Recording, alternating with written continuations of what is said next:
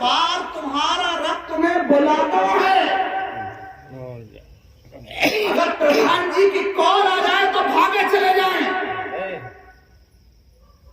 کسی نیتا کی کال آ جائے تو بھاگے چلے جائیں، اور اپنے سینے کو کھلا کر کہتے ہیں ہم تمہیں پتا نہیں ہے پردھان جی نے فون کیا ہمارے پاس، تو اگر پوچھے راستے میں کہا جائے نہیں دوڑے ہوئے کہ پردھان جی نے فون کیا ہے۔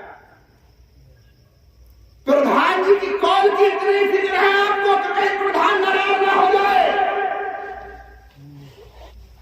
تمہارا رب تو تمہیں 5 بار روزانہ بلاتا ہے، کبھی فکر کی ہے اس بات کی کہ ہمارا رب ہم سے راضی ہوا کہ ناراض؟ اچھا کوئی آدمی آپ کو 5 بار روز بلائے، روزانہ بلائے اور آپ نہیں جائیں تو آپ سے راضی ہو کہ ناراض؟ تو تمہارا رب تم سے راضی ہے کہ ناراض؟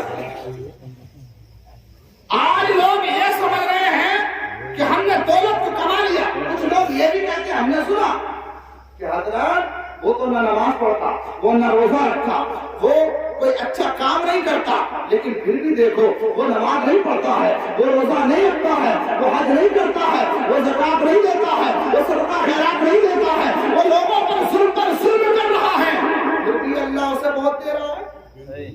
اس کا مکان اچھا ہے، اس پر بنگلہ ہے، اس کی گاڑی ہے، اس کا کاروبار ہے، لوگ اس کی بات کو مانتے ہیں، اس کی بات میں دم ہے، اس کے پاس دولت ہے۔ ایک انسان ہے وہ 5 وقت کی نماز پڑھ رہا ہے، وہ روزہ بھی رکھ رہا ہے، لیکن پھر بھی غربت میں وقت کاٹ رہا ہے، پھر بھی غریبی ہے، پھر بھی اس سے مرغا مسلم نہیں مل رہا ہے، پھر بھی ظالم دیکھا رہا ہے۔ میرے پیارے میں بتاؤں، دولت کا آنا جانا محبت کی دلیل نہیں ہے، محبت کی دلیل دولت کا آنا جانا نہیں ہے۔ اگر دولت اگر اللہ کی محبت کی دلیل ہوتی تو میاں غیروں پر تم سے زیادہ دولت ہے، غیروں پر جو اللہ کو نہیں مانتے، اللہ کے رسول کو نہیں مانتے، وہ ایک بندہ ایک پورے گاؤں کو میں زمین کی خرید سکتا۔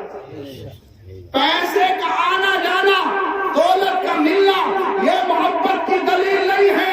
اللہ جس سے پیار کرتا ہے اسے سجدوں کی توفیق دیتا ہے، اللہ جس سے پیار کرتا ہے اسے سجدوں کی توفیق دیتا ہے، اور جس سے نفرت کرتا ہے اس سے دولت نہیں چھینتا، اس سے مکان نہیں چھینتا، اس سے کاروبار نہیں چھینتا، اس سے زمین نہیں چھینتا، اس سے اس کا گھر نہیں چھینتا، اولاد نہیں چھینتا، اس کا پیسہ کولی سونا جواہرات نہیں چھینتا۔ اللہ جس سے نفرت کرتا ہے اس سے سجدوں کی توفیق چھینتا۔ کیا سمجھے ہیں ہم؟ کیا سمجھ رہے ہیں ہم کہ جس کو پیسہ مل گیا اللہ سے راضی ہے؟ نہیں، جس کو دولت مل گئی اللہ سے راضی ہے، جیش و عام کی زندگی گزار رہا اللہ سے راضی ہے، ہرگز نہیں۔ اللہ اس سے راضی ہے جو فجر میں ٹھنڈ اٹھ کے اللہ کی بارگاہ میں سر جھکا رہا ہے، ظہر میں سجدہ کر رہا ہے، عصر میں اپنے پیشانی میں جھکا رہا ہے، مغرب میں۔ اور ایک بات اور بتا دوں، اللہ اس سے راضی ہے جو اللہ کی بارگاہ میں توبہ کرتا ہے۔